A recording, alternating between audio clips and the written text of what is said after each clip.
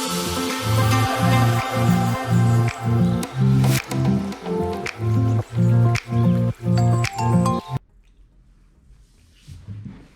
everyone. This is who I wanted to introduce you to. So, without further ado, we will begin our interview. All right, now will you please tell me who you are? Tell everyone. Hello everyone. Hope you're doing good. Thank you, Miss Rachael, for this opportunity. My name is Rachael. I was born in Uganda in one of the districts in its Bukwe district and a part of Lugazi in Uganda. I'm 26 years old by age. That's right. Yesterday was her birthday. I just turned 26 years yesterday. Like Sabrina. Yeah, so I thank God for that. Yeah, that's what I can say about myself. Wonderful. Well, that's not all she can say, but we're going to find out more. Now, you're now living in the UAE, in the United Arab Emirates. Now, I think everyone would want to know, why did you come here to this country instead of staying in your country, Uganda, to work and to make a living? What inspired you to want to come here? Like, first, what inspired me is the way people used to tell me about how much more they make. They make a lot more, about like they make some money more in Uganda than when they are here. So what inspired me is that people were always telling me that you need to go to the UAE because there is more money.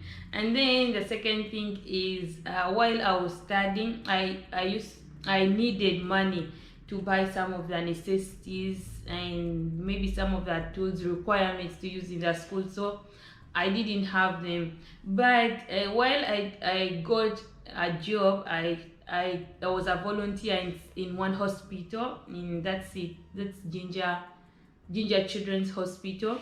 So while I was volunteering there, I saw I was getting less money, though I used to sustain myself to buy everything in school. And I just thought of coming to the UAE so that I can get more money and also get more money to take my brothers to school and make my own business, because I did fashion and design and I wanted to get money to create my shop personally, that I can sell the accessories, sewing accessories, tools and equipment, sorts of that material, different materials, wedding materials. Yeah. Oh, so you're saying that while you were in Uganda, you needed money to send yourself to school because you want to do fashion design, which she does sew. She's sewn Joseph quite a few, I think, shirts. Didn't you make some shirts? Yeah. And she makes wonderful baby things like blankets and dresses and all those things. We'll talk about that stuff later. But she wants to be in fashion, and then, if I understood you right, you weren't making enough money in Uganda. No, by that time I wasn't making enough money, though I used to get some, but it could not sustain all my school and what I needed and what to you do. needed. Yeah. So when I got that idea about people saying you make more money in the UAE, so I was also encouraged. I was like inspired to come to this place so that I can get more money and more so take my brothers to school and help them go to school. Okay. And so when you came here, was it what you thought it was going to be? I mean, did you make a lot of money, or? When I came here, I came to work for someone in a saloon, and this person totally messed up everything. It wasn't the way I thought it could be, and so it was something different, totally different. This person all of a sudden wanted to take my passport and my belongings, the things I came with. But with that, I talked to her that I would go to police. Then she got scared and then let me go. I didn't know where I was going, but I met someone who like got me somewhere to sleep for a month or two, I think. And then but what I think wasn't what I expected at first. As we go ahead, then I'll tell you more. Yeah. Yeah. Yeah, so it didn't work out the way you wanted to, and then um, when you find yourself in that situation, I think one of the things that I've learned, like you don't like they take your passport. They don't do that so much anymore. But I know that like they take your passport, they prevent you from trying to find other employment and things like that. And so when you finally got away from her, you found yourself like the first thing you need is a place to stay, right? And that's the biggest expense, the bed space. Yeah. And so tell us about that. What happened? Like I remember you saying like you didn't have a place to stay, and then finally you met someone, and they. Yeah, while I got a bed space, I paid for a month, and in the second month, I had some difficulty in paying. I paid half of it, and it was not complete. So the landlord wanted me to pay all the money, but by that time, I didn't have the money. So here comes the beautiful so Miss Merita. I made a church. A Lane Evangelical Church, and then she was talking about something. So when we got in touch, and then I explained to her what happened and what was really going on, then she found me a place to stay, and here I am. I'm staying with her. It's now 3 years, almost 3 years. It's been that long. Yeah, and we are happy in the same house. We are living alone. So the best thing I can say is. I got where to stay. I'm living happily. I'm so happy, and everything is just going on well as God leads me. So I just thank Miss Merita who brought the peace, the joy in my heart, and also have a smile on my face. So yeah. thank you so much, Miss Merita. And to those people who would like to come to the UAE, you should be careful though you want to come, but pray to God also to give you what you need, because if you move with God, then everything you will find your way out, and everything will go on smoothly as you do your work, and mostly you will get what you want. Now, see, she's trying to be all modest now. One of my mottos is I love to help people. I want to give a hand up, not a hand out. And one of the things that I really want to say about Rachael is that when she came, she didn't just say, oh, I got a bed space and I'm just going to sit here and do nothing.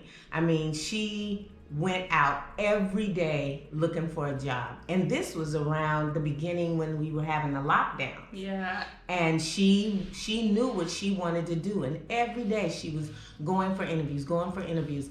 And she eventually found a job at the local hospital, and she worked every day. She'd go to work. She doesn't complain. She would come home looking tired, but she go to work. She don't complain when they change her hours.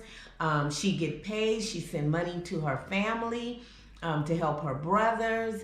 I believe at one point her mother was seriously ill, and she actually had the money to send home to help her family, and so she, like she said, it's been 3 years, and do you know, just recently she was given a promotion. Now she is supervisor. Yeah. Supervisor, and that's what we want to do with Westbrook Global. We want to give people what it is they need, the tools they need. All she needed was a place to stay. That's it. And then she just flew from there. And I'm just so proud of you. I really am. Thank you so much. Yes, I mean, and she is nowhere near lazy or anything like that. I mean, she, on her off days, she's doing stuff, and and and I didn't realize how old she is. She's the same age as Sabrina, 26. That is amazing. Well, I'm proud of you, and I know God He has used you in a mighty way, because if it wasn't for you, your mother, being we don't even want to think about, and then you're able to do for your brothers, and then eventually they will be able to take care of themselves and have a family, and so on and so forth. So that's what I wanted you to see, what we are trying to do with Westbrook Global. And she is like one of the examples that I can actually show you, that we're not just dealing with animals, but we are dealing with people and their lives, and we want to make them to be all that they can be, so that they can make the world a better place. Yeah. Thank you. You are so welcome. All right. Thank you. All right. Thank you, everyone. And I'll be bringing someone else on later on so that you can see some more of the wonderful work that we are doing. And I'm hoping that maybe someone out there can help us, because it's a nice thing that's happening, but it does take money. And to be honest, the money is, really coming from one source. Yeah. And so we really need your help.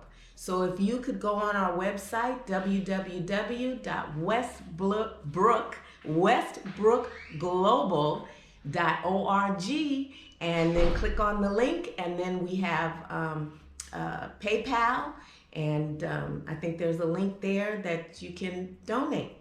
We even have our cup that we have on the Westbrook Global site that you can purchase, and we can do great things together. So thanks again, and we'll see you next time. Bye. Bye.